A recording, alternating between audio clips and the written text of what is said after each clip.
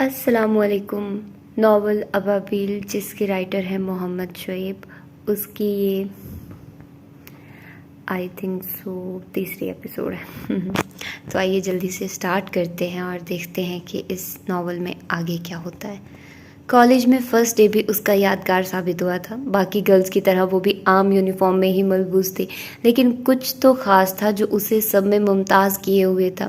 شاید وہ خود اپنی ذات بے مثال تھی۔ فیشنیبل ہیئر کٹنگ، 2 انچ کی ہیل، آدھ انچ تک بڑھے ہوئے ناخن اور ان پر لگی نیل پالش کو دیکھ کہیں سے بھی وہ اسٹوڈنٹ نہیں لگ رہی تھی۔ اور پھر رہی صحیح کسر اس کے پنکھڑی نما لبوں پر لگی پیازی رنگ کے لپ گلوس نے پوری کر دی۔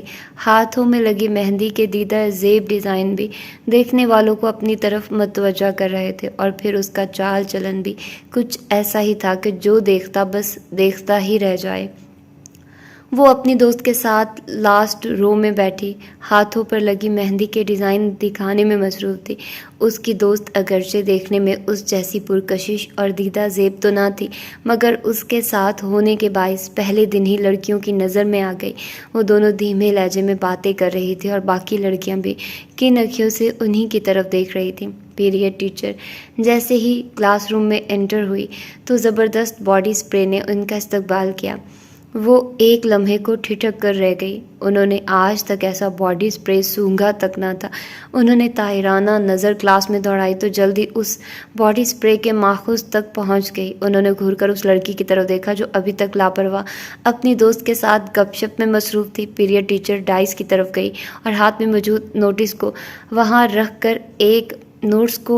رکھ کر ایک لمحے خاموشی سے اس لڑکی کی طرف دیکھتی رہی، مگر وہ انجان بنے اپنی باتوں میں مصروف تھی۔ باقی کلاس پر تو جیسے سختہ طاری ہو گیا، دم سادے۔ باقی لڑکیاں بھی پیچھے مڑ مڑ کر ٹیچر کی نگاہوں کا تعاقب کر رہی تھی۔ ایکسکیوز می، اگر آپ کی باتیں ختم ہو گئی ہیں تو کلاس سٹارٹ کی جائے، انہوں نے انتہائی تلخ لہجے میں کہا تھا۔ میں نے آپ کو منع نہیں کیا، جو آپ مجھ سے اجازت طلب کر رہی ہیں۔ یہ ان کی بھول تھی کہ وہ ان کی عام سے انجان ہے۔ وہ باخبر تھی، بس مسلسل اگنور کر رہی تھی، اور اس کے بے باک جواب نے جیسے ان کی آنکھوں میں خون کھولا دیا۔ باقی لڑکیوں کو بھی جیسے ایک دھچکا لگا تھا۔ خود اس کی دوست بھی ایک لمحے کو ٹھٹک کر رہ گئی۔ تمہیں کسی نے مینرز نہیں سکھائے کہ ٹیچر سے کس لہجے میں بات کرتے ہیں؟ کھڑی ہو جاؤ اپنی جگہ پر۔ وہ کرخت لہجے میں گویا ہوئی تو وہ گردن جھٹکتے ہوئے کھڑی ہوئی، اور ساتھ ہی اپنے چہرے پر آئی زلفوں کی لٹوں کو کان کے پیچھے ایسے اڑیسا جیسے کسی لڑکے سامنے ادائیں دکھا رہی ہو۔ کتنی بے شرم ہو تم، معافی مانگنے کی بجائے ادائیں دکھا رہی ہو۔ وہ پہلے سے زیادہ سخت لہجے میں گویا ہوئی تھی۔ معافی کس بات کی؟ اور آپ نے سوچ بھی کیسے لیا کہ میں آپ سے معافی مانگوں گی؟ اس نے لفظ آپ پر زور ڈالتے ہوئے ان کے لباس کو حقارت آمیز نگاہوں سے دیکھا تھا۔ وہ سادہ سے لباس میں ملبوس ایک عام سے ٹیچر تھی۔ شاید ان کا تعلق کسی متوسط خاندان سے تھا۔ کوئی بناؤ سنگھار بھی نہ تھا، بس سادہ لان پر ایک عدد اسکارف تھا اور پاؤں میں عام سی جوتی تھی جسے دیکھ اس نے گردن جھٹک دی تھی۔ یہ کس لہجے میں بات کر رہی ہو تم جانتی بھی ہو میں تمہاری ٹیچر ہوں، انہوں نے گہری نگاہ ڈالتے ہوئے کہا تھا۔ جانتی ہوں، آخر ہماری ادا کی گئی فیسوں سے ہی تو آپ لوگ پلتے ہیں۔ اس نے گردن چٹکتے ہوئے اپنی بڑھائی ظاہر کی اور بنا اجازت طلب کیے دوبارہ بیٹھ گئی۔ اس کے بے باک جواب پر وہ ٹیچر بھی حیران تھی۔ اتنی سی عمر میں اتنا غرور! شاید تبھی وہ کچھ نہ بولی اور اپنے لیکچر کا آغاز کر دیا۔ فقط ایک یہی ٹیچر ہی نہیں، تمام پیریڈ ٹیچرز کی نگاہوں میں اس کا وجود تھا۔ تمام ٹیچرز کی آنکھوں میں آنکھیں ڈال کر بات کرنا تو جیسے اس کا شیوا تھا۔ اور پھر آخری بات اپنی بڑھائی پر ختم کرتے۔ اگر ہم لوگ آپ جیسے کہ کالج میں نہ پڑھے تو آپ فاقوں مر جائیں۔ اس کے غرور کی حد عروج پر پہنچ چکی تھی۔ سٹاف روم میں بیٹھ کر جب تمام ٹیچرز اس کے بارے میں گفتگو کرتی تو کوئی اچھی بات اس کے متعلق نہ کی جاتی۔ توبہ، کتنی مغرور لڑکی ہے وہ، پہلی ٹیچر کہتی۔ اس میں لڑکی کا کیا قصور؟ والدین نے تربیت ہی ایسی کی ہے۔ دوسری کا موقف ہوتا۔ انسان کو اتنا بھی غرور نہیں کرنا چاہیے اپنی شان و شوکت پر۔ یہ تو سب اللہ کا کرم ہے، وہ جس پر چاہتا ہے کرتا ہے، جس کو چاہے دولت دے اور جس کو چاہے غریب رکھے۔ میں اور آپ کون ہوتے ہیں کسی کو فقط غربت کی بنیاد پر اپنی نظروں سے گرانے والے؟ یہ اسلامیات کی پروفیسر کے الفاظ تھے۔ صحیح کہا آپ نے، یہ تو اللہ کی تقسیم ہے۔ وہ کسی کو دے کر آزماتا ہے اور کسی سے لے کر، سب اسی کی منشا سے ہوتا ہے۔ وہ جو چاہتا ہے کرتا ہے، ساتھ بیٹھی ٹیچر نے تائید کی تھی۔ لیکن دولت کے آ جانے کے بعد انسان اپنی حقیقت کو بھول جاتا ہے، جیسا کہ وہ لڑکی بھولی بیٹھی ہے۔ مشکل سے 16 سال کی ہوگی اور انا ایسے بھری ہوئی اس کی ذات میں جیسے فرعون کی بیٹی ہو۔ شاید فرعون کی بیٹی نے بھی اتنا غرور اپنے دل میں نہ بٹھایا ہو جتنا اس کے دل میں ہے۔ اللہ بچائے ایسے لوگوں سے۔ ایک ٹیچر نے اپنے ہاتھ بلند کر دیے۔ انسان جو بوتا ہے وہیں کاٹتا ہے۔ آج جس غرور نے اس کی گردن کو تانا ہوا ہے، دیکھنا ایک دن وہی غرور اسے خاک میں ملا دے گا۔ اللہ کرے ایسا ہو۔ ایسے ناسور کو اس دنیا میں سزا لازمی ملنی چاہیے۔ ایک ٹیچر نے یہ کہہ کر بات کو ختم کیا تو سب نے اس بات میں سر ہلا دیا۔ کافی ہے اشک دو ہی جو دل پر اثر کریں۔ اسلام آباد کا موسم کب بدل جائے، شاید محکمہ موسمیات والے بھی پیشن گوئی کرنے سے پہلے 1000 بار اپنی اسٹیٹمنٹ پر نظر ثانی کرتے ہوں گے۔ دن بھر موسم گرم گزرا، مگر رات ہوتے ہی جیسے اکتوبر نومبر میں ضم ہوا تو آسمان کو سیاہ بادلوں نے آ گھیرا۔ رم جھم شروع ہو گئی اور کھڑکیوں پر لٹکے پردے ہوا کے سنگ راگ الاپنے لگے۔ وہ اس موسم سے بے خبر اپنے کمرے میں بیٹھ کے سامنے رکھی ٹیبل کے ساتھ ہی فرش پر بیٹھا اسائنمنٹ بنا رہا تھا۔ ورک اڑتے جا رہے تھے جنہیں وہ پہلے تو ہاتھ سے سنبھالنے کی کوشش کرتا رہا، مگر جب ہوا کے جھونکے پوری طاقت کے ساتھ کمرے میں داخل ہونے لگے تو مجبوراً اسے کھڑکی بند کرنے کی غرض سے اٹھنا پڑا۔ وہ اس وقت سیاہ سلیو لیس ٹی شرٹ اور ٹراؤزر میں ملبوس تھا۔ ڈھیلے قدموں کے ساتھ وہ کھڑکی کی طرف بڑھا تو ہوا کے سنگ چند بوندیں رات کے اندھیرے میں اس کے چہرے سے جا ٹکرائی۔ اسے اتنی دیر میں پہلی بار خنکی کا احساس ہوا تھا۔ موسم تو کافی خراب ہے، اس نے دھیرے سے کہا اور دونوں ہاتھوں کو سینے پر لپیٹ کر ایک لمحے کے لیے وہیں کھڑا باہر سے آسمان کی طرف دیکھتا رہا۔ ہوا کے جھونکے بے ہنگم اس کا رخ کرتے اور اس کی زلفوں کے ساتھ اٹکھیلیاں کرتے ہوئے آگے نکل جاتے۔ کیا ہوا؟ کن سوچوں میں گم ہے میرا بیٹا؟ سحر فاطمہ کی آواز پر اس نے چونک کر پیچھے دیکھا۔ وہ اس وقت کافی کا ایک گرما گرم کپ ٹیبل پر رکھتے ہوئے اسائنمنٹ کے بکھرے ورقوں کو سمیٹ رہی تھی۔ ماما جان، آپ سوئی نہیں ابھی تک؟ یکدم ہوا کے جھونکے نے کمرے کا رخ کیا تو بوندیں بھی ان کے ساتھ ہو لی۔ وہ اب ہلکا ہلکا بھیگ رہا تھا۔ جب تک میرا بیٹا جاگ رہا ہے بھلا میں کیسے سو سکتی ہوں؟ بکھرے ورقوں کو سمیٹنے کے بعد وہ کھڑکی کی طرف بڑھی۔ کتنے لاپرواہ ہو گئے ہو تم، اتنی ٹھنڈی ہوا چل رہی ہے اور کھڑکی بند کرنے کی بجائے اس کے پاس آ کر کھڑے ہو گئے۔ تیز ہوا میں ان کی آواز دور سے آتی ہوئی معلوم ہو رہی تھی۔ اریب ہلکا سا مسکرایا اور آگے بڑھ کر کھڑکی بند کرنے میں سحر فاطمہ کی مدد کی۔ اس نے کھڑکی کے دروازوں کو بند کرنے کے لیے ہاتھ بڑھائے تو ایک ثانیے میں ہی اس کے برہنہ بازو بوندوں میں نہا گئے۔ کمرے کے فرش پر ٹپ ٹپ پانی کی بوندیں گرنے لگی۔ کتنی طوفانی بارش ہو رہی ہے، دیکھو ذرا، ایک سیکنڈ میں کتنے بھیگ گئے تم۔ سحر فاطمہ وارڈروب کی طرف بڑھی اور وہاں سے ایک عدد ٹاول لے آئی۔ شکریہ، مسکراتے ہوئے اریب نے وہ ٹاول لے کر اپنے بازو صاف کیے۔ ایک ماں فقط شکریہ سننے کے لیے اپنی اولاد کے کام نہیں کرتی، سمجھے تم؟ چلو ابھی ایک کافی پی لو، دیکھو باتوں میں ٹھنڈی بھی ہو گئی ہوگی۔ ٹاول کو سحر فاطمہ کے ہاتھوں میں تھمایا اور پھر مسکراتے ہوئے ٹیبل کی طرف بڑھ کر کافی کا مگ اٹھایا۔ اچھا تو پھر کس لیے کرتی ہے ایک ماں اپنے اولاد کے کام؟ اس کے لہجے میں شرارت تھی۔ کافی کا ایک لمبا گھونٹ بھرتے ہوئے اس نے شریر آنکھوں سے سحر فاطمہ کی طرف دیکھا تھا۔ بہت بدتمیز ہو گئے ہو تم، لگتا ہے یونیورسٹی کا رنگ چڑھ گیا ہے۔ ٹاول کو واش روم میں لے جا کر بغیر دھلے کپڑوں کے ساتھ رکھ دیا۔ اسی لیے تو میں کہتا تھا ماما جان کہ مجھے آگے نہیں پڑھنا، مگر آپ کی اور بابا جان کی ہی ضد تھی کہ مجھے آگے پڑھنا چاہیے۔ دیکھا ہو گیا نا نقصان یونیورسٹی بھیجنے کا مجھے، آپ کا بیٹا بگڑ گیا ہے۔ اس نے فوراً اپنے حق میں دلائل دینا شروع کر دیا۔ یہ سنتے ہی سحر فاطمہ کے چہرے پر ایک مسکراہٹ نے جنم لیا۔ تمہیں تو بس ایک موقع ملنا چاہیے ہماری بات سے اختلاف کرنے کا۔ وہ اب وارڈروب کی طرف بڑھنے لگی اور تمام کپڑے نکال کر صوفے پر رکھ رہی تھی۔ اختلاف کہاں ماما جان، صحیح بات ہی تو کہتا ہوں، دیکھیے ذرا۔ اس نے ہاتھ میں موجود کافی کا مگ واپس ٹیبل پر رکھا اور آگے بڑھ کر سحر فاطمہ کو دونوں شانوں سے پکڑ کر ان کے چہرے کا رخ اپنی طرف کرتے ہوئے مزید کہا، حسام بھائی تو انجینئرنگ کے بعد کوئی جاب سٹارٹ کر دیں گے، اور جبھی تو ابھی چھوٹی، اور پھر اسے تو آگے پڑھنے کا بھی شوق ہے۔ اب باقی بچا میں، اگر میں ہی بابا جان کا بزنس نہیں سنبھالوں گا تو اور کون سنبھالے گا؟ اس نے ابرو اچکاتے ہوئے کہا تھا، جس پر استضائی انداز میں سحر فاطمہ نے گردن جھٹک دی۔ بہت تیز ہو گئے ہو تم، مگر یہ مت بھولو ہم بھی تمہارے والدین ہیں، تمہاری ایک ایک رگ سے واقف ہیں۔ یہ سب دلائل جا کر کسی اور کو سنانا۔ اس کے رخسار کو پیار سے تھپ تھپاتے ہوئے پلٹا کھایا اور دوبارہ کپڑے باہر نکالنے لگے۔ اور کس کو جا کر سناؤں؟ कोई सुनता ही कहाँ है। उसने फीका सा मुंह बनाकर धीरे से कहा था। कुछ कहा तुमने? उसके बुड़बुड़ाने की आवाज़ सुन वो एकदम पलटी तो उसने नफ़ी में सर हिला दिया। खैर, तुम जाकर अब अपनी असाइनमेंट मुकम्मल कर लो, मैं इतने में तुम्हारी वार्डरोब सेट कर दूँ। मारिया को 1000 बार कह चुकी हूँ, मगर मजाल है वो कोई काम ढंग से कर दे। दिल तो चाहता है कि उसे निकाल ही दूँ, मगर फिर सोचती हूँ कि 10 साल से हमारे यहाँ काम कर रही है, भरोसे के काबिल भी है, बस इसीलिए खामोश कर जाती हूँ। वो खुद में बुड़बुड़ाए जा रही थी। इन बातों में अरीब को ज़रा भी दिलचस्पी न थी। इन बातों को सुनने से बेहतर था कि वो अपनी असाइनमेंट मुकम्मल कर ले, और वो ऐसा ही करने जा रहा था। तमाम औराक अब अपनी अपनी जगह पर जामिद थे, कोई जुम्बिश उनमें ना थी। उसने गर्दन फेरकर बाहर खिड़की की तरफ देखा तो जल थल अब भी जारी थी, अलबत्ता हवाओं का रुख अब खिड़की से टकराने के बाद वापस मुड़ जाता। क्या फ़ायदा, सुबह तक तो बारिश थम ही जाएगी। उसने ज़ेरे लब कहा और फिर जाकर असाइनमेंट बनाने के लिए फ़र्श पर जा बैठा। उसने बॉल पॉइंट उठाई, मगर ख्याल तो कहीं और ही मरकूज़ थे। वो एक लम्हे तक उस बॉल पॉइंट को देखता रहा, जैसे उसके मटेरियल पर रिसर्च पेपर लिख डालेगा। अगर बेचारे बॉल पॉइंट का मुआयना ख़त्म हो चुका है तो बराह करम पेपर पर भी कुछ लिख लें। सहर फातिमा हमेशा की तरह उसके बुझे हुए चेहरे पर मुस्कुराहट लाने में कामयाब रही। आपको कैसे पता चला कि मैं इस पर रिसर्च पेपर लिखने का सोच रहा हूँ? उसने अचंभे अंदाज में कहा था। बेटा, मैं तुम्हारी माँ हूँ, तुम्हारे चेहरे के तासुर पढ़कर बता सकती हूँ कि तुम कब क्या सोच रहे हो। सहर फातिमा की इस जवाब पर उसके जिस्म में जैसे करंट लगा था। बर्क रफ्तारी से वो उठा तो उसका हाथ अनजाने में बेड से जा टकराया। आवाज़ सुनकर सहर फातिमा फौरन पलटी। आराम से उठा करो, देखा लग गई ना चोट, दिखाओ ज़रा।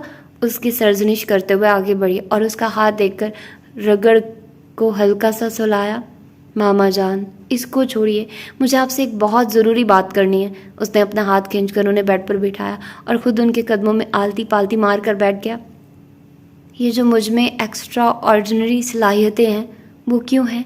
उसने पहली बार ऐसा सवाल किया था, जिस पर सहर फातिमा ने गैर यकीनी निगाहों से उसकी तरफ देखा। क्या मतलब है तुम्हारा? उन्होंने अपनी निगाहें उसी के चेहरे पर जमाए हुई थी। अरीब खुद भी संजीदा हो चुका था। मामा जान, ये जो लकीरें पढ़ने की सलाहियत है वो मुझ में क्यों है? भाई जो भी, बाबा जान, या फिर आप में से किसी के पास भी ये सलाहियत नहीं है कि दूसरों के चेहरों को पढ़ सके, उनके बारे में पेशन गोई कर सके। फिर मुझ में ये सलाहियत कैसे पैदा हो गई? मैं कैसे दूसरों के चेहरे पढ़ लेता हूँ? अरीब के इस सवाल पर सहर फातिमा हौंक उसे देखती रही। उसे अरीब से ऐसे सवाल की कतई उम्मीद ना थी। अल्फाज भी बिखरे बिखरे मालूम हुए। बताएं मामा, आखिर मुझ में ये सलाहियत क्यों कर पैदा हुई? उसने सहर फातिमा के दोनों हाथों को थाम लिया। तुम कुछ ज़्यादा ही गहराई में जा रहे हो, इतना मत सोचो। अल्फाज के समंदर में से उन्होंने उन 2 जुमलों को मुंतखब किया था, मगर ये बात वो भी अच्छे से जानती थी कि ये अल्फाज अरीब के तजस्सुस को कम करने की बजाय बढ़ावा देंगे। मामा, मैं भूलने वाला नहीं हूँ इस बात को। बेशक आप बात को टाल दें, मगर मुझे हर हाल में जवाब चाहिए। अरीब ने उनके दिल की बात पढ़ ली थी। इस बार वो नज़रें न मिला सकी। मामा, ये बात आप भी अच्छे से जानती हैं। अगर आप नाम भी बताएं तब भी मुझे मालूम हो ही जाएगा, लेकिन मैं यही बात आपसे सुनना चाहता हूँ। मुझे अपनी सलाहियतों से ज़्यादा आपके अल्फाज पर यकीन, और मुझे यकीन है कि आप मुझसे कुछ नहीं छुपाएंगी। वो बिना पलके झपकाए सहर फातिमा के पीछे खड़ा उन्हें देख रहा था।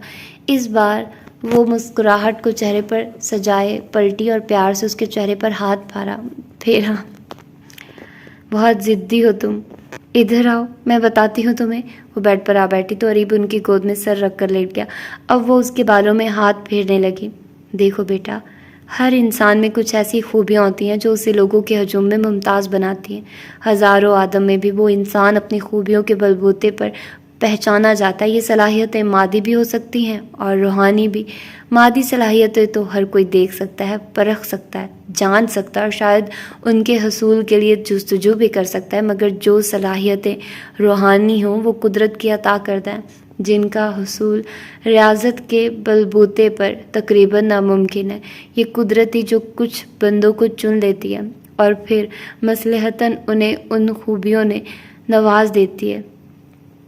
ये सलाहियतें किसी की जागीर नहीं, लिहाजा कोई कुदरत पर सवाल नहीं उठा सकता कि उसने ये सलाहियतें फ़लाँ को क्यों दी और फ़लाँ को क्यों नहीं। ऐसा करना अपने आप को तबाही के दहाने पर ले जाता है। इसी से हसद जन्म लेता है, मगर एक हासिद अपने सिवा किसी को नुकसान नहीं पहुंचाता। ये कहकर उन्होंने एक गहरा सांस लिया। तो फिर मैं ही क्यों? اس نے غنودگی میں پوچھا تھا۔ شاید نیند اس پر مہربان ہونے جا رہی تھی۔ ممتا کی ٹھنڈی چھاؤں میں بھلا بے چین دل کیوں کر قرار نہ پاتا۔ ماں کی چھاؤں تو ایسی راحت سمیٹے ہوتی ہے جو صدیوں سے خاک چھانتے مسافر کو بھی ایک لمحے میں قرار کے عروج سے سرفراز کر دیا کرتی ہے۔ اس سوال کا جواب تو شاید میرے پاس بھی نہیں ہے، مگر اتنا ضرور جانتی ہوں کہ کچھ فیصلے اوپر سے اترتے ہیں جن میں ہماری منشا کا کوئی عمل دخل نہیں ہوتا۔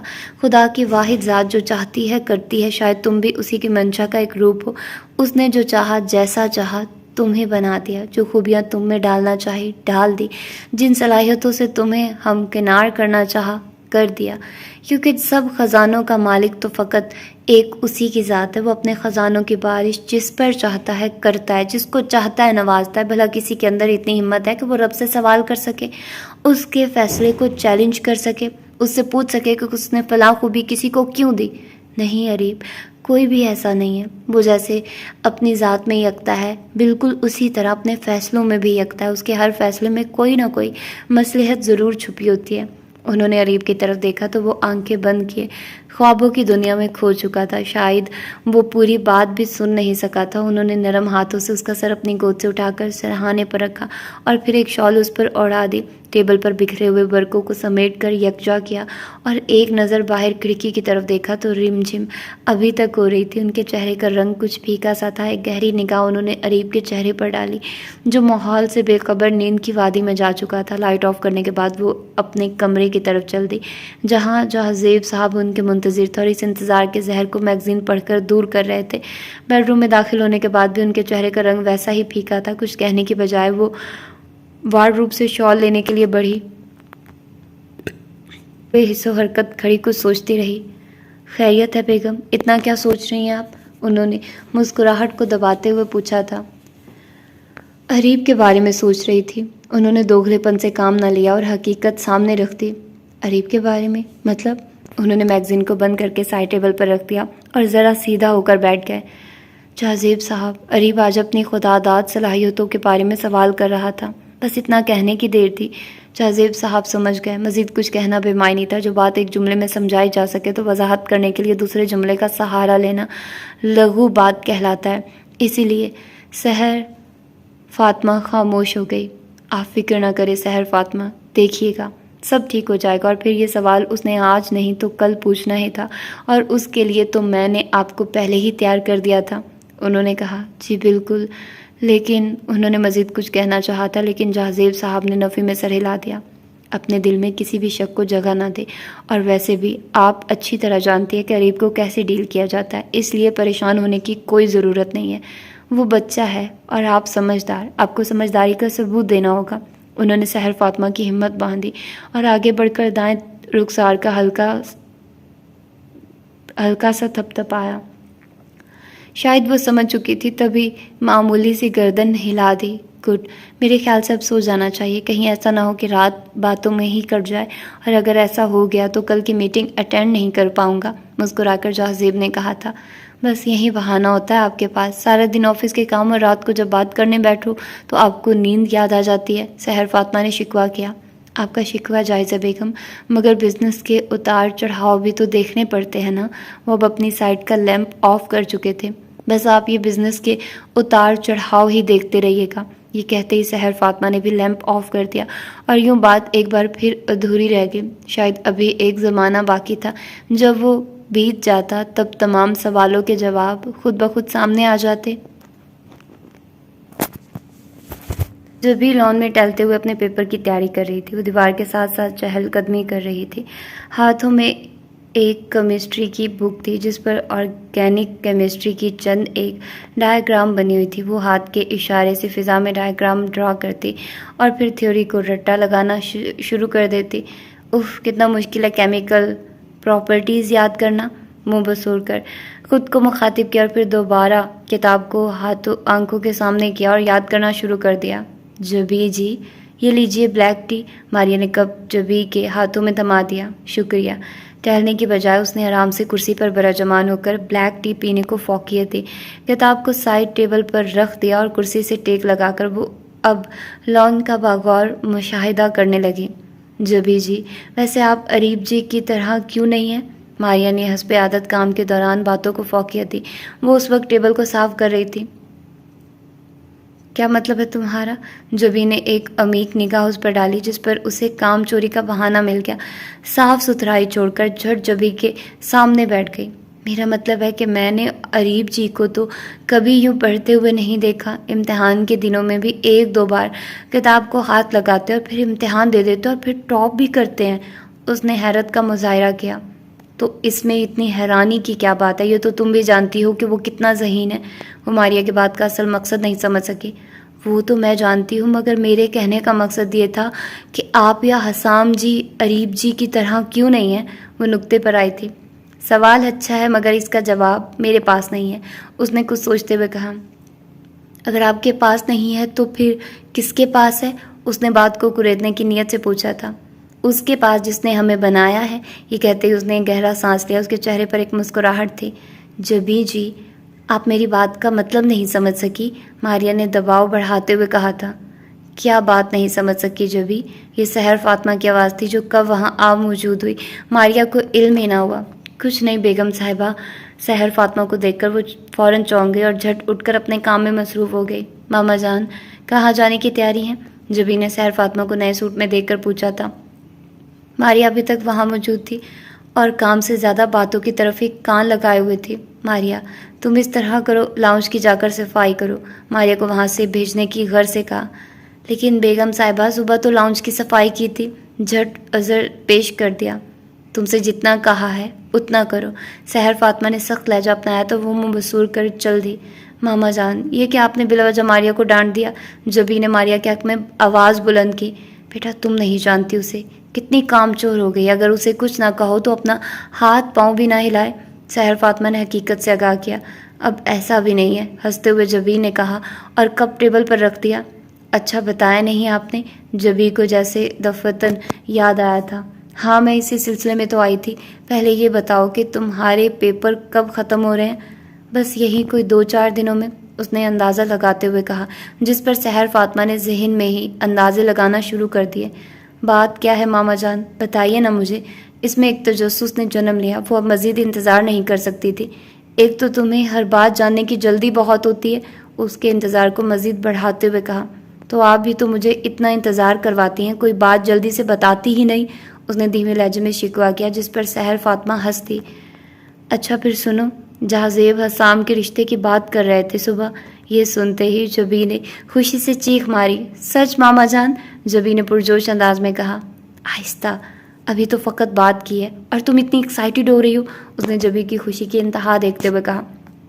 لیکن بات تو کی ہے نا، تو پھر کب ہم حسام بھائی کے لیے لڑکی دیکھنے جا رہے ہیں؟ آج یا کل؟ اور آپ نے حسام بھائی سے بات کی؟ اگر نہیں تو یہ کام آپ مجھے سونپ دیں، میں خود حسام بھائی سے پوچھ لوں گی کہ انہیں کس قسم کی لڑکیاں پسند ہیں، وہ کس قسم کی لڑکی کو اپنی لائف پارٹنر بنانے کے خواہاں ہیں۔ وہ اس قدر خوش تھی کہ اسے معلوم ہی نہ ہوا کہ اس نے ایک بار ہی کتنے سوال پوچھ ڈالے تھے۔ سحر فاطمہ اس کی یہ حالت دیکھ کر ہنستی۔ خوشی کے مارے لگتا ہے پاگل ہو گئی ہو تم، اتنے سوال، مجھے تو اب صحیح سے یاد بھی نہیں تم نے پوچھا کیا ہے مجھ سے۔ ماما جان، خوشی کی بات تو ہے، حسام بھائی کی شادی ہے۔ واو، میری بھابھی آ رہی ہیں۔ وہ خیالوں کی دنیا میں ہی خوش ہونے لگی تھی۔ ویسے مجھے تو اپنی بھابھی ہسمکھ چاہیے، بالکل میری طرح، اس نے اپنی رائے پیش کی۔ اس کا مطلب ہے ہمیں اس کا الٹ ڈھونڈنا ہوگا، سحر فاطمہ نے کہا تو یکدم جبی کا چہرہ پھیکا پڑ گیا۔ کیوں؟ اس نے بجھے ہوئے چہرے کے ساتھ جواز جاننا چاہا۔ کیونکہ تم دونوں کی پسند تو الٹ ہے، تمہیں ہسمکھ چاہیے تو اس کا مطلب ہے کہ حسام کو سنجیدہ لڑکی پسند ہوگی، سحر فاطمہ نے کہا تو جبی نے منہ بنا لیا، جسے دیکھ کر ہنسی کو ضبط کرنا ان کے لیے مشکل ہو گیا۔ میں مذاق کر رہی تھی، تم حسام سے پوچھ لینا، پھر بات کو آگے بڑھائیں گے۔ اب خوش؟ کھڑے ہوتے ہوئے اس کے چہرے کو تھپتھپایا تو اس کا بجھا چہرہ اگلے ہی لمحے دوبارہ روشن ہو چکا تھا۔ تھینک یو ماما جان، اس نے پیار سے سحر فاطمہ کے ہاتھوں کو تھام لیا۔ وہ اس وقت ڈپارٹمنٹ کے سامنے فوٹو شاپ پر موجود تھا، ہاتھ میں اسائنمنٹ کے پیج تھے۔ اسائنمنٹ کور لینے کے بعد اس نے وہی شیلف پر رکھ کر ان پیجز کو اندر سیٹ کیا تھا۔ بہت خوب، اب تو اسائنمنٹ بھی ہم سے چھپائی جا رہی تھی، کامیش نے دفعتاً وہاں ہلا بولا تھا۔ ہمیشہ شیطان کی طرح ہلا بولنا، کبھی سکون سے مت آنا، اور اپنی کیا سرائیاں تو بند ہی کرو۔ میں کوئی اسائنمنٹ نہیں چھپا رہا، سمجھے تم؟ اس نے گردن چٹکتے ہوئے کہا۔ اچھا، لیکن مجھے تو یہی لگ رہا ہے، ذرا دیکھو تو، میں دیکھ نہ لوں؟ اس سے پہلے فوٹو شاپ پر آ کر جلدی سے کور میں قید کر دیجئے پیجز۔ اس سے پہلے کہ کامیش اس سے مزید کچھ کہتا، اس نے اپنے دونوں ہاتھوں میں اسائنمنٹ کو انتہائی ادب کے ساتھ پکڑتے ہوئے آگے بڑھایا۔ یہ کیا؟ وہ اریب کی اس حرکت کو سمجھ نہ سکا۔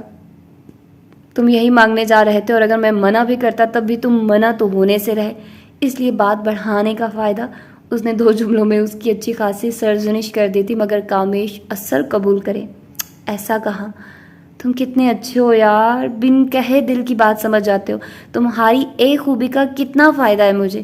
سیکنڈ سے پہلے اس کے ہاتھوں سے وہ اسائنمنٹ لی اور اس کے رخسار کو پکڑ کر نوچا۔ بس بس، اب زیادہ مکھن لگانے کی ضرورت نہیں ہے۔ مسکرا کر اس کی خوش آمد کو ہوا میں اڑا دیا۔ ضرورت ہے یار، اگر اس بار مکھن لگاؤں گا تو اگلی بار بھی تم میرے کام آؤ گے۔ کامیش نے پھل جھڑی چھوڑی تو اریب کے پاس سوائے گردن چٹکنے کے کوئی چارہ نہ تھا۔ وہ کامیش کو بخوبی جانتا تھا، اس کا دل آئینے کی طرح صاف تھا۔ ہاں، کبھی کبھی صاف گوئی گرا ضرور گزرتی تھی، مگر دوگلے پن کا وہ کبھی قائل نہ تھا۔ بس یہی بات اریب کو پسند تھی۔ آج بھی اس نے الفاظ کی بجائے دل میں جھانکا تھا۔ جانے کیوں وہ اس کا دل پڑھنے کی صلاحیت رکھتا تھا، شاید اس کی بھی ایک وجہ تھی جو بس وہ خود جانتا تھا۔ کامیش بھی اس جواز سے لا علم تھا۔ اچھا، پھر میں لیب میں بیٹھ کر ذرا اسائنمنٹ بنا لوں، تم اتنے لائبریری چلے جاؤ۔ کامیش نے خود ہی ڈیسائیڈ کر لیا کہ اب اسے کیا کرنا چاہیے۔ صحیح، ویسے بھی کلاس شروع ہونے میں ابھی 20 منٹ ہیں، ریسٹ واچ دیکھتے ہوئے اریب نے کہا، اور پھر لائبریری کی طرف چل دیا۔ کامیش نے ایک نگاہ اسائنمنٹ کور پر ڈالی اور پھر لیب کی طرف چل دیا۔ وہاں زیادہ اسٹوڈنٹس نہ تھے، اس لیے اسے جگہ ڈھونڈنے میں زیادہ دقت کا سامنا نہ کرنا پڑا۔ وہ آرام سے بیٹھا اسائنمنٹ کاپی کرنے میں مشغول تھا کہ اسے ایک عکس پیپرز پر دکھائی دیا۔ گردن اٹھا کر دیکھا تو وہاں ایک لڑکی کھڑی تھی، دیکھنے میں ایک عام سی مگر پرکشش سیاہ حسین زلفیں دونوں شانوں سے آگے جھکتی جا رہی تھی، دوپٹے کو شانوں سے لٹکایا ہوا تھا۔ کامیش نے یوں تو سرسری نگاہ ڈالی تھی، مگر پلکیں جھپکنا بھول گیا۔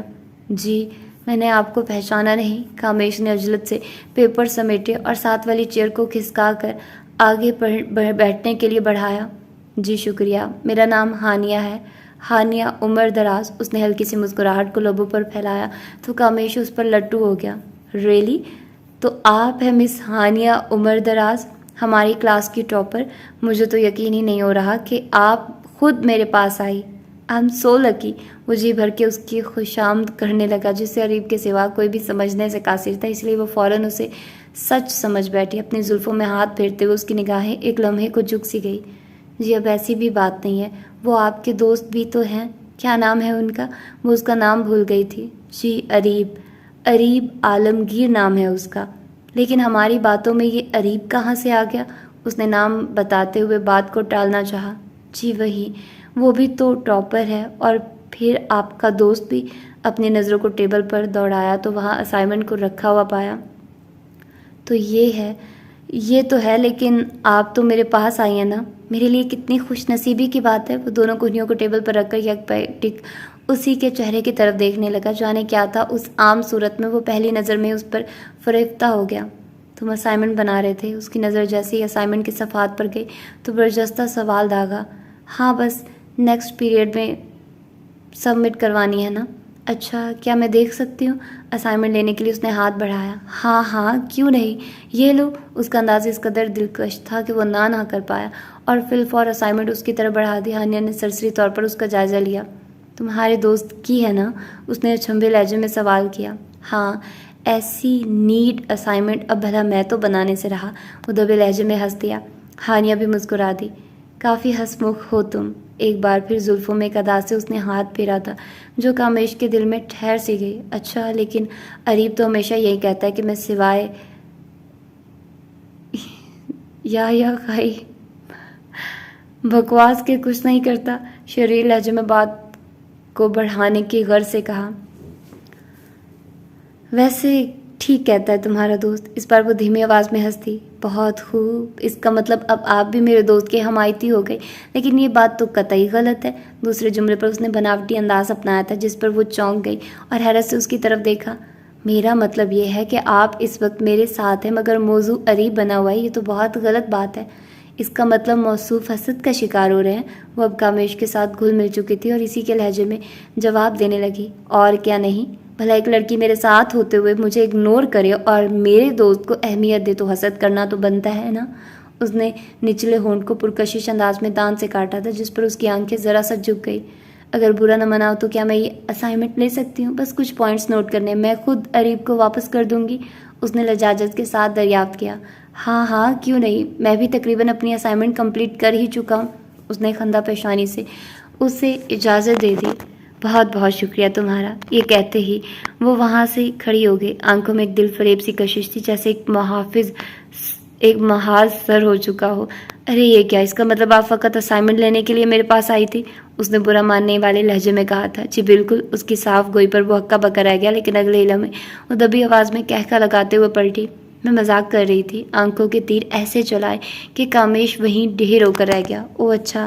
ہانیہ کے جانے کے بعد اس نے دل پر ہاتھ رکھا تو وہ بے ترتیب دھڑک رہا تھا، آنکھوں میں اسی کا عکس لہرا رہا تھا۔ وہ مورنی کسی چال چلتے ہوئے لیب سے باہر نکل گئی، مگر اس کی نگاہوں کے حصار سے نکلنا اتنا آسان نہ تھا۔ وہ اب بھی اپنے خیالوں میں اسے گمان کیے ہوئے تھا۔ وہ سیدھا لائبریری کی طرف بڑھی، چہرے پر شادابی تھی، چال میں بھی ایسا ٹھہراؤ تھا جیسے سب کچھ اس کے گمان کے مطابق چل رہا تھا۔ نارنجی رنگ کے سوٹ میں اگر زیادہ متاثر کن نہیں تھی تو عام بھی نہیں تھی، وہ عام ہوتے ہوئے بھی بہت خاص تھی۔ دیکھنے والا ایک نظر اٹھا کر دیکھتا تو چند ثانیے کے لیے پلکیں جھپکانا بھول جاتا۔ یہ اس کی نظر کا قصور تھا یا پھر اس عام سے چہرے میں کچھ خاص تھا؟ نہ میک اپ کا سہارا تھا اور نہ ہی بناؤ سنگھار کا عارضہ، صاف رنگت قدرت کا عطیہ تھے جسے کسی نمود و نمائش کی ضرورت نہ تھی۔ بیضوی چہرہ، باریک ناک اور پھر بڑی بڑی سیاہ آنکھیں، اس عام سی صورت میں بس یہی خاص تھا۔ جیسے ہی وہ لائبریری کے دروازے پر پہنچی تو اریب کو وہاں سے نکلتے ہوئے پایا۔ پہلی نظر میں ہی وہ اسے پہچان گئی۔ وہ اگرچہ عام تھی مگر وہ عام نہ تھا، اس کی پرسنالٹی کی سب لڑکیاں دلدادہ تھیں۔ اس کے بات کرنے کا انداز ایک خاص اہمیت رکھتا تھا، اس کا سب لڑکیوں کو اگنور کرنا جیسے آگ کو مزید بھڑکا دیتا، ان کے ارمانوں میں پیدا ہوتی تشنگی کو مزید بھڑکا دیتا۔ شاید ہانیہ بھی انہی میں سے ایک تھی، تبھی ایک لمحے کے لیے اپنے قدم آگے نہ بڑھا سکی اور اس کے چہرے کو یکٹک دیکھتی رہی، اور وہ ایک بار پھر اس کے وجود کو اگنور کرتے ہوئے کینٹین کی طرف بڑھ دیا۔ ہوش تو اسے تب آیا جب وہ نظروں سے اوجھل ہو گیا۔ اوہ وہ تو چلا بھی گیا، اس نے دل میں کہا اور پھر عجلت کے ساتھ کینٹین کی طرف بڑھی۔ وہ وہاں پر شیک کا آرڈر دے رہا تھا۔ کچھ لمحے یوں ہی سوچنے میں ضائع کرنے کے بعد وہ آگے بڑھی، پھر اس کی پشت ابھی تک ہانیہ کی طرف تھی۔ الفاظ بھی کچھ کھوئے کھوئے سے تھے، سمجھ نہیں آ رہا تھا کہ بات کو کہاں سے شروع کرے، کن الفاظ میں اسے مخاطب کرے۔ ایک بار تو اس نے اریب کے شانوں کو چھونے کے لیے ہاتھ بڑھایا مگر جانے کیا سوجی، پھر پیچھے کھینچ لیا۔ وہ اسائنمنٹ کو سینے سے لگا اس کے عین پیچھے کھڑی تھی، مٹھیاں ذرا بھینچ کر ایک گہرا سانس لیا۔ چلے رہنے دے، یہ اریب کی آواز تھی۔ شاید مطلوبہ شیک ختم ہو چکا تھا۔ وہ دفتن پلٹا تو برجستہ نگاہیں آپس میں ٹکرا گئی۔ دونوں ٹاپر ایک دوسرے کے روبرو تھے، ایک انجان تھا جبکہ دوسرے کو خبر تھی۔ کچھ لمحے یوں ہی بیتے تو اریب کی پیشانی پر شکن نمودار ہو گئی، نگاہوں کی حدت میں احساس کی نوعیت تبدیل ہو گئی۔ اس سے پہلے کہ وہ کچھ کہہ پاتی، اریب نے بے رخی کے ساتھ گردن جھٹک کر وہاں سے چل دیا۔ عجیب لڑکا ہے، میں اس سے بات کرنے آئی ہوں، اور وہ اریب کے یوں چلے جانے کا وہ مطلب نہ سمجھ سکی، مگر وہ تو جیسے ارادہ کر کے آئی تھی۔ تبھی اس کے نقش قدم پر عمل پیرا ہوتے ہوئے کینٹین سے باہر آ گئی۔ وہ اس وقت لائبریری کے عقبی حصے کی طرف بڑھ رہا تھا، اس نے بھی وہیں راہ لی۔ اریب جب فاصلہ کچھ کم ہوتا دکھائی دیا تو اس نے آواز دے کر روکنا چاہا، جو کافی کارآمد ثابت ہوا۔ اس نے بڑھتے قدم روک لیے مگر پلٹ کر نہ دیکھا۔ وہ بے جان سا مورت بنا اس کی طرف پشت کیے کھڑا رہا۔ تیز چلنے کی وجہ سے اس کا سانس بری طرح پھول چکا تھا، مگر اسے ابھی بھی کچھ فاصلہ طے کرنا تھا۔ اریب، کیا میں نے تمہیں یہ اسائنمنٹ دینی تھی؟ اریب، میں نے تمہیں یہ اسائنمنٹ دینی تھی، دراصل وہ ہانپتے ہوئے کہہ رہی تھی۔ جب اریب دفتن پلٹا تھا، اس کے چہرے کے خد و خال دیکھ کر وہ ٹھٹک گئی تھی۔ سفید رنگت اب سرخ ہو چکی تھی، پیشانی پر غصے کے آثار نمایاں تھے۔ وہ اریب کا یہ روپ دیکھ کر آگے ایک لفظ بھی نہ بول سکی۔ اس نے معجل ہانیہ کے ہاتھوں سے اپنی اسائنمنٹ کھینچی اور دھیمے مگر سخت لہجے میں گویا ہوا، کتنی بے شرم اور گھٹیا لڑکی ہو تم۔ حقارت امیز لہجے میں جملہ کسا اور پھر قدم پٹکتا ہوا وہ وہاں سے چل دیا جبکہ ہانیہ کو سنبھلنے کا موقع بھی نہ ملا۔ وہ اس نفرت کا مطلب سمجھ نہ سکی اور ہکا بکا اس کی پرچھائی کا نگاہوں سے تعاقب کرتی رہی۔ کتنی بے شرم اور گھٹیا لڑکی ہو تم، اب جانے کب تک ان جملوں کا ورد ہوتا رہنا تھا۔ آئینہ دیکھ کر اپنا سا منہ لے کے رہ گئے۔ آج پیریڈ ٹیچر نے اس کی اچھی خاصی سرزنش کی تھی اور پہلی بار کسی نے اس کی ترقی پر ترقی جواب دیا تھا، اور بات اگر یہیں تک ہوتی تو شاید ٹھیک، مگر بات یہاں ختم نہ ہوئی۔ ٹیچر نے اس کے گال پر ایک تھپڑ مار دیا۔ اس کا حسین و جمیل گال لمحہ بھر میں سرخ ہو گیا۔ ٹیچر کی انگلیاں اس کی جلد میں نقش ہوتی چلی گئی۔ آنکھوں سے ایسے آنسو نکلے جیسے جانے کتنے ظلم کے پہاڑ ٹوٹے ہوں، لیکن غلطی بھی تو خود اسی کی تھی۔ ٹیچر اپنا لیکچر دینے میں مصروف تھی، مگر وہ فرنٹ سیٹ پر بیٹھی چیٹنگ کر رہی تھی۔ اس بات سے قطع نظر ٹیچر کی نگاہیں اس کی حرکت کو نوٹ کر رہی ہیں۔ ایک دو بار ٹیچر نے اس کو ٹوکا، مگر وہ باز نہ آئی اور مجبوراً انہیں اس کا موبائل ضبط کرنا پڑا، جس پر اس کا خون کھول اٹھا۔ آج تک گھر میں بھی کسی میں اتنی جرأت نہ ہوئی تھی کہ اس کی کوئی شے ضبط کرنے کی، تو پھر ان کی کیسے ہوئی؟ آپ کی ہمت کیسے ہوئی میرا موبائل چھیننے کی؟ اپنی غلطی ماننے کے بجائے الٹا وہ چیخی تھی۔ آواز نیچی رکھ کر بات کرو، یہ مت بھولو میں تمہاری ٹیچر ہوں، انہوں نے سرزنش کرتے ہوئے کہا۔ تو ٹیچر ہیں تو ٹیچر بن کر رہیں، ماں بننے کی کوشش نہ کریں، اس نے اشتعال انگیز نگاہوں سے گھورتے ہوئے کہا اور معجل ان سے موبائل چھین لیا۔ اس کے بڑھے ہوئے ناخن اور دفعتاً حملہ وہ برداشت نہ کر سکی اور ان کے دائیں ہاتھ کی پشت پر ایک زبردست خراش آئی۔ خون کی ایک باریک دھار صاف دکھائی دینے لگی۔ تمام لڑکیاں ہانکو کی طرح اس تکرار کو دیکھ رہی تھی، جبکہ اسے اپنے کیے پر ذرا سی بھی شرمندگی کا احساس نہ تھا۔ الٹا وہ گردن جھٹکتے ہوئے واپس بیٹھنے لگی تھی جب انہوں نے اس کا بازو کھینچ کر اس کا چہرہ اپنی طرف کیا اور دائیں رخسار پر ایک زوردار تماچا دے مارا۔ وہ بائیں جانب تقریباً آدھی سے زیادہ جھک گئی تھی۔ آنکھوں کا پانی لمحہ بھر میں بکھرے ہوئے دریا کی مثل مسکان سے چھلکنے لگا۔ اس نے چہرہ پلٹ کر شیر زیا نگاہوں سے کلاس ٹیچر کو دیکھا۔ نگاہوں کو نیچا رکھنا سیکھو، ورنہ یہ جو غرور ہے نا تمہارا، خاک میں ملا دوں گی، سپاٹ لہجے میں انہوں نے کہا۔ آپ کی ہمت کیسے ہوئی مجھ پر ہاتھ اٹھانے کی؟ اسے ابھی تک یقین نہیں آ رہا تھا کہ کسی نے اس پر ہاتھ اٹھایا۔ اگر ان نگاہوں کو نیچے نہ جھکائے تو ایک بار پھر ہاتھ اٹھا کر بتا دوں گی کہ کیسے ہمت ہوئی میری، انہوں نے تلخ لہجے میں اسے جھاڑ دیا۔ یہ آپ کو بہت مہنگا پڑے گا مس، اس نے دھمکی امیز لہجے میں کہنا چاہا تھا، مگر اس کا دل بھر آیا تھا۔ آنکھوں سے آنسو ٹپ ٹپ بہتے جا رہے تھے۔ تم جیسی بہت دیکھی ہیں میں نے لڑکیاں، سمجھی تم؟ 1 منٹ میں سیدھا کر دیتی اگر تم میری بیٹی ہوتی تو، انہوں نے گردن جھٹکتے ہوئے کہا اور پھر دوبارہ ڈائس کی طرف بڑھ کر اپنا ادھورا لیکچر دوبارہ شروع کیا۔ کلاس کو ابھی تک سانپ سونگھا ہوا تھا، وہ سب اسے ہانکو کی طرح دیکھے جا رہی تھی۔ اب بیٹھنا ہے تو بیٹھو ورنہ دفع ہو جاؤ یہاں سے۔ اس بار بھی ان کے لہجے میں فقط بے رخی کے کچھ نہ تھا، اور یہ بے رخی بھی خود اسی کی پیدا کی ہوئی تھی جو وہ پہلے دن سے ٹیچروں کو دکھاتی آ رہی تھی۔ مگر اپنی غلطی بھلا کس کو نظر آتی ہے؟ جب انسان کی عقل پر غرور و تکبر کی چادر لپٹی ہو تو دوسرے تو حقیر ہی نظر آیا کرتے ہیں، اور جب کوئی انہیں ان کی اوقات یاد دلانے کی کوشش کرتا ہے تو ان کی حالت کچھ ایسی ہی ہوا کرتی ہے جیسے اب اس وقت اس کی تھی۔ اس نے سپاٹ نگاہوں سے ٹیچر کو دیکھا اور پھر اپنا موبائل اور پرس کو اٹھا کر پاؤں پٹکتی ہوئی کلاس روم کے دروازے کی طرف بڑھی۔ جاتے ہوئے بھی اس نے کلاس روم کا دروازہ ایک زوردار آواز کے ساتھ بند کیا جس سے اکثر لڑکیاں بری طرح سہم گئی۔ کلاس ٹیچر نے بھی سپاٹ نگاہوں سے دروازے کی طرف دیکھا۔ خدا غارت کرے اس لڑکی کو، جب کردار دوسروں کے لیے اذیت بن جائے تو سوائے بد دعا کے کچھ نہیں نکلتا۔ اس کے کردار نے بھی انہیں بد دعا دینے پر مجبور کیا تھا۔ اس کے الفاظ اس کی سماعت سے شاید جا ٹکرائے تھے، تبھی ایک تلخ نگاہ ان کے وجود پر ڈالی، مگر اگلے ہی لمحے وہ ان کی نظروں سے اوجھل ہو گئی۔ پارکنگ ایریا میں پہنچتے ہی اس نے ڈرائیور کو کار نکالنے کا حکم دیا تو اس نے حکم کی تعمیل کرنے میں لمحہ بھی ضائع نہ کیا۔ ایک جھٹکے سے دروازہ کھول کر وہ پچھلی سیٹ پر بڑا جوان ہوئی اور کار اپنے راستے پر چل نکلی۔ میڈم خیریت تو ہے نا؟ آج اتنی جلدی گھر جا رہی ہیں؟ پیسہ عمر کے تقدس کو بھی بھلا کر رکھ دیتا۔ تبھی ایک 40 سالہ مرد جو اس وقت کار ڈرائیور کر رہا تھا اپنی بیٹی کی عمر کی لڑکی کو میڈم کہہ کر مخاطب کر رہا تھا۔ تم سے مطلب؟ تم کار ڈرائیو کرو، تلخ لہجے میں اس کی ہمدردی کا صلہ دیا۔ وہ اپنا سا منہ لے کر فرض نبھانے لگا۔ اس وقت وہ ونڈ اسکرین پر نظریں جمائے باہر اس کی کار کا مقابلہ کرتی کاروں کو دیکھ رہی تھی۔ مسکان اس وقت بھی پرنم تھی، دل میں میل اس وقت بھی موجود تھا۔ تم جیسی بہت دیکھی ہیں میں نے لڑکیاں، سمجھی تم؟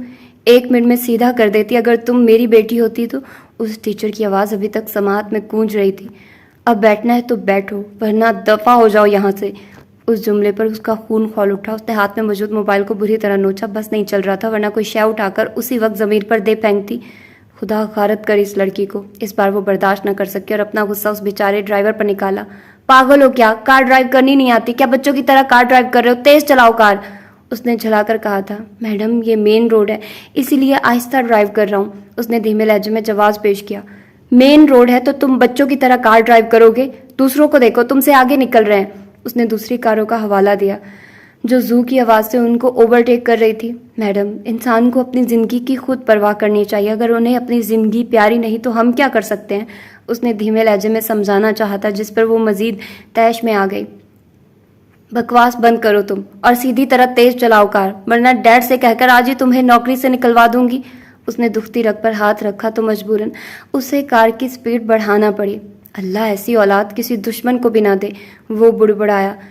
کیا کہا تم نے؟ وہ ٹوٹے پھوٹے لفظوں کو صحیح سے نہ سن سکی تھی. کچھ نہیں. وہ بخلا گیا اور ہڑبڑاتے ہوئے نفی میں سر ہلا دیا. اس وقت کار کی سپیڈ 100 کے قریب تھی جب ایک خاتون سڑک کراس کرتے ہوئے ان کی کار کے سامنے آ گئی. خدا غارت کرے اس لڑکی کو. الفاظ سچ ہوتے دکھائی دیے. وہ عورت تیز رفتار کار کو اپنے قریب آتا دیکھ کر حواس باختہ رہ گئی. قدم زمین میں گڑتے دکھائی دیے. ڈرائیور نے بھی مہارت کا مظاہرہ کرتے ہوئے بمشکل کار کو بریک لگائی تھی مگر تب تک بہت دیر ہو چکی تھی. کار کی ٹکر اس عورت سے ہو چکی تھی. ڈرائیور فوراً گھبرا گیا. بیک سیٹ پر بیٹھے ہوئے بھی اسے ایک دھچکا لگا تھا. آنکھیں ایک لمحے کے لیے چندھا گئی. اوپر کی سانسیں اوپر اور نیچے کی نیچے رہ گئی. خدا غارت کرے اس لڑکی کو. ایک بار پھر وہی الفاظ سماعت سے ٹکرائے. کار کا دروازہ ایک جھٹکے سے کھول کر باہر نکلی تو لوگوں کا ایک ہجوم اس عورت کی طرف بڑھا. دور ہو جائیے میں ٹھیک ہوں. ایک راہگیر نے اسے اٹھانے کی غرض سے ہاتھ بڑھانا چاہا تو اس نے فوراً روک دیا. وہ کوئی عام خاتون نہ تھی. سیاہ برقعے میں اپنے وجود کی حفاظت کرتی وہ ایک باپردہ خاتون معلوم ہوتی تھی. دونوں ہاتھوں میں بھی سیاہ دستانے تھے. سر کو بھی چادر سے اس انداز میں ڈھانپا ہوا تھا کہ ایک بال بھی چمکتے سورج کو دیکھنے سے قاصر تھا. پاؤں بھی سیاہ جرابوں میں روپوش تھے. چہرے کو نقاب کے پیچھے چھپایا ہوا تھا. یہ بات تو سب کی سمجھ میں آ گئی مگر جو بات سب کو ایک تشویش میں مبتلا کر رہی تھی وہ آنکھوں پر موجود سیاہ سن گلاسز تھے جن کے پیچھے سے کوئی بھی ان کی آنکھوں کو دیکھنے سے قاصر تھا. یعنی اس عورت نے اپنے روم روم کو روپوش رکھنے کی کوشش کی تھی. لیکن خاتون آپ کو مدد کی ضرورت ہے. درد کی ٹھیس بڑھنے کی وجہ سے وہ خاتون اٹھنے سے قاصر تھی. اس پر ایک آواز فضا میں گونجی. مجھے کسی نامحرم کی مدد کی ضرورت نہیں ہے. بہتر یہی ہوگا آپ سب یہاں سے چلے جائیں. اس نے سپاٹ لہجے میں کہا تھا. سب نے مذہبی خاتون ہونے کے ناطے پیچھے ہٹنا شروع کر دیا اور اس ڈرائیور کی طرف متوجہ ہوئے. تمہیں نظر نہیں آتا یہ مین روڈ ہے اور کوئی مین روڈ پر اس قدر تیزی کے ساتھ ڈرائیو کرتا ہے؟ شکر کرو خاتون کو کچھ ہوا نہیں ورنہ تم اس وقت سلاخوں کے پیچھے ہوتے.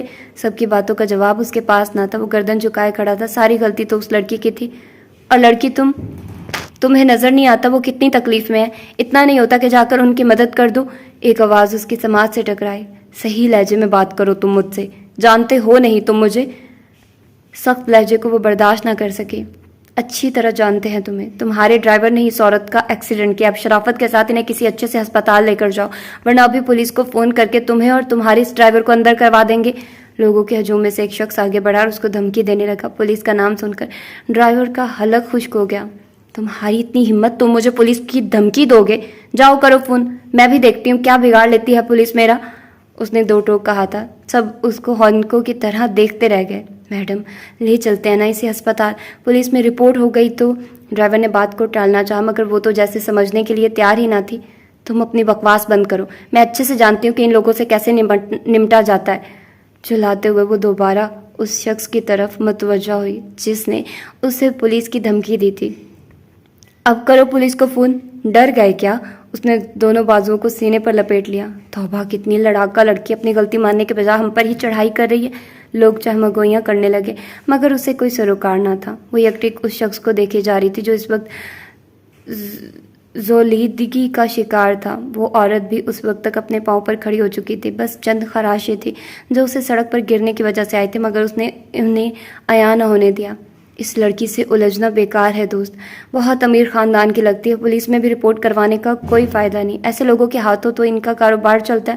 الٹا ہمیں لینے کے دینے پڑ جائیں گے. ساتھ کھڑے آدمی نے کہا. ہاں چھوڑ اس لڑکی کو اس کے حال پر. خدا خود اس کا کیا اس کے سامنے لے آئے گا. ایک ہی دن میں ملنے والی یہ دوسری بد دعا تھی۔ اس کا دل مزید کھٹا ہو گیا۔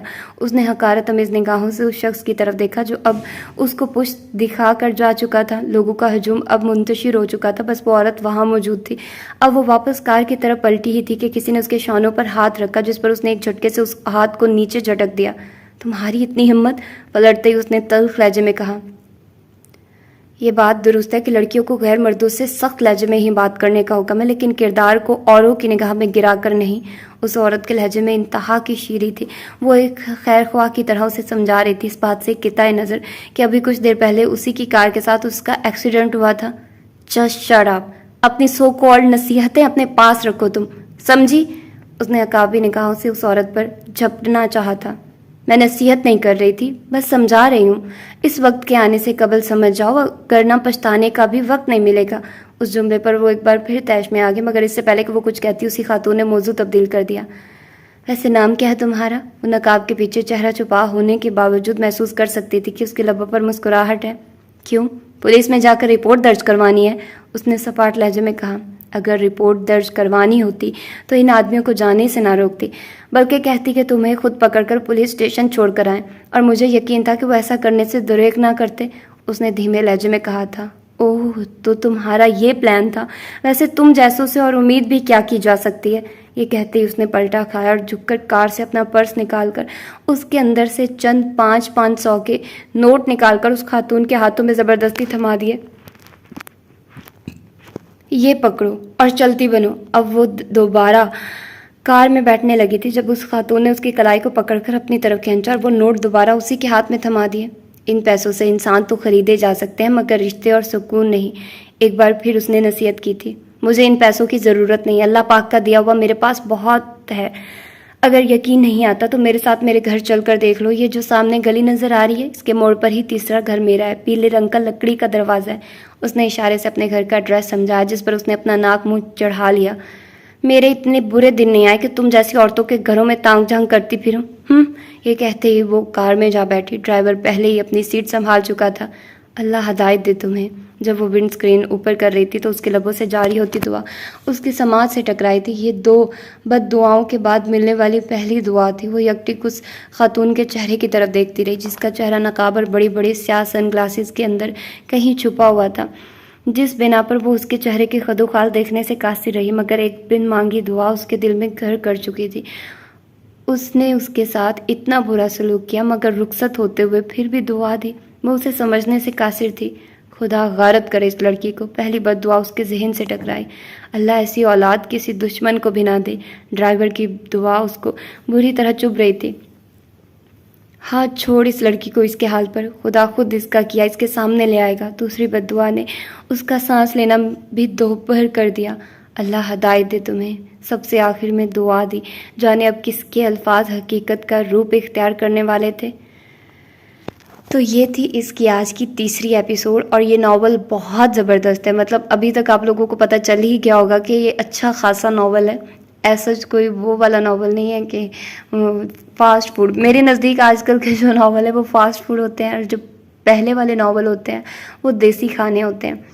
تو میں تو ایسے ہی اگزامپل دیتی ہوں۔ تو دیسی کھانے دیرپا ہوتے ہیں، اچھے ہوتے ہیں، اور جو فاسٹ فوڈ ہوتے ہیں ان کا نہ بننے میں ٹائم لگتا ہے اور نہ ہی جانے میں ٹائم لگتا ہے، اور وہ صحیح بھی نہیں ہوتے، صحت کے لیے بھی اچھے نہیں ہوتے۔ کیونکہ میرے خیال میں ناول وہی ہوتا ہے جو آپ اس کو فیل کرو، اس کی ہر ایک مومنٹ کو دیکھو۔ مطلب اگر آپ کہیں نگاہ کر رہے ہو نا تو آپ کو پتہ چلے کہ اچھا وہ ایک پورا دیکھو، اس میں ہر ایک چیز کی ڈیٹیل بتائی جاتی ہے۔ ایک کمپلیٹ جو اچھا ناول ہوتا ہے نا، آپ زیادہ ریلیٹ کر پاتے ہو، آپ کو مزہ بھی آتا ہے پڑھنے میں بھی اور سننے میں بھی مزہ آتا ہے، ٹھیک ہے؟ تو اسی لیے مجھے مزہ آ رہا ہے، اور اس کی سٹوری بھی تھوڑی اچھی لگ رہی ہے، تھوڑی الگ بھی ہے اور یونیک بھی لگ رہی ہے۔ ہوپ فلی کہ آگے بھی جا کر سٹوری تھوڑی اچھی ہو جائے گی۔ اور وہی میں نے کہا تھا نا کہ اسٹارٹنگ میں نے کچھ کہا تھا کہ کسی کو فیوچر نظر آتا ہے۔ اب مجھے نہیں پتا وہ اریب ہے یا کیا ہے۔ شاید اریب نے ہانیہ کے ساتھ اس وجہ سے برا سلوک کیا کہ شاید وہ اس کی انٹینشن سمجھ گیا تھا، یا اس طرح کا کوئی سین ہوگا۔ ایگزیکٹلی تو مجھے بھی نہیں پتا، لیکن مجھے جو فیل ہو رہا ہے وہ یہی ہو رہا ہے، ٹھیک ہے؟ اور ہانیہ نے جیسے کامیش کے ساتھ وہ تھوڑا سا اسٹوپڈ لگ رہا تھا، لیکن خیر چلتا ہے. بہت زیادہ اسٹوپڈیٹی ہم لوگ دیکھتے ہیں ناولز میں، تو یہ تو پھر اتنا کچھ بھی نہیں تھا. اور ہانیہ تو کہہ رہی تھی کہ وہ اس کو مزہ چکھائے گی، دیکھے گی وہ کیسے اس سے آگے جائے. یہ بہت فضول بات تھی کہ اگر کوئی مطلب وہ ایک کریکٹر کی ذہنیت کے حساب سے رائٹر نے لکھا ہے. ہم اس میں رائٹر کا نہیں کہہ رہے، رائٹر نے ہر کریکٹر کو ایک الگ وے سے لکھا ہے، ٹھیک ہے. تو ہر کریکٹر کی ایک الگ سے سائیکی ہوتی ہے، ٹھیک ہے. جیسے کہ اریب اور کامیش باتیں کرتے ہیں تو وہ اس کو ہر طرح سے کرنے کی کوشش کرتا ہے کہ بھائی تمہارے ماں باپ یہ کر رہے ہیں، وہ تمہارے بہن بھائیوں کو تم اپنا رائٹ لو، حق لو، یہ وہ. لیکن وہ کہتا ہے کہ نہیں، میرے ماں باپ کو پتہ ہے کہ وہ تو، یہ بھی تو بہت اچھی تھنکنگ ہے، لیکن وہ اس کی پرسنالٹی کے حساب سے اس کا کریکٹر ہے. تو ہانیہ کا کریکٹر وہ تھوڑا سا لگا تھا کہ یہ کیا بات ہوئی کہ اگر تم ٹاپ کر رہی ہو تو دوسرا کوئی ٹاپ ہی نہ کرے. تو یہ تو غلط بات ہے نا. مطلب اس طرح کی چیزوں کو کہتے ہیں کہ حسد کرنا یا یہ وہ. ٹھیک ہے، آپ ہمیشہ آگے بڑھنے کی کوشش کرو، صحیح ہے. دوسروں کو دیکھو، اگر وہ آگے بڑھ رہے ہیں تو خود بھی آگے بڑھنے کی کوشش کرو. لیکن ایسا نہ کرو کہ بھئی میں آگے بڑھوں اور وہ پیچھے رہے. اس کو تو آگے بڑھنا، اور آپ ایک تو پیچھے رہنا، اوپر سے اس کے لیے ایسی چیزیں کریٹ کرنا کہ وہ آگے بڑھ ہی نہ پائے. یہ بھی غلط بات ہوتی ہے، ٹھیک ہے. تو بس ہر ایک کی وہ بس کی بات نہیں ہوتی. کچھ لوگ اللہ تعالیٰ ان کو اتنا نوازتا ہے، لیکن وہ اپنی خوشی کو انجوائے کرنے کے بجائے ساتھ والے جو ہوتے ہیں نا وہ خوش ہوتے ہیں اپنی خوشی پر، ان کی وجہ سے غم میں آ جاتا ہے. تو اللہ کا ہر حال میں شکر ادا کرنا چاہیے. الحمدللہ الحمدللہ. تو پھر ملتے ہیں اس کی چوتھی ایپیسوڈ میں. میں بہت ایکسائٹیڈ ہوں کیونکہ وہ اس کا دوسرا باب ایک طرح سے شروع ہوگا. منتشا میرا خیال ہے کہ وہ ختم ہو گیا. تو آگے دیکھتے ہیں کہ آگے کیا. اپنا ڈھیر سارا خیال رکھیے گا. اللہ حافظ.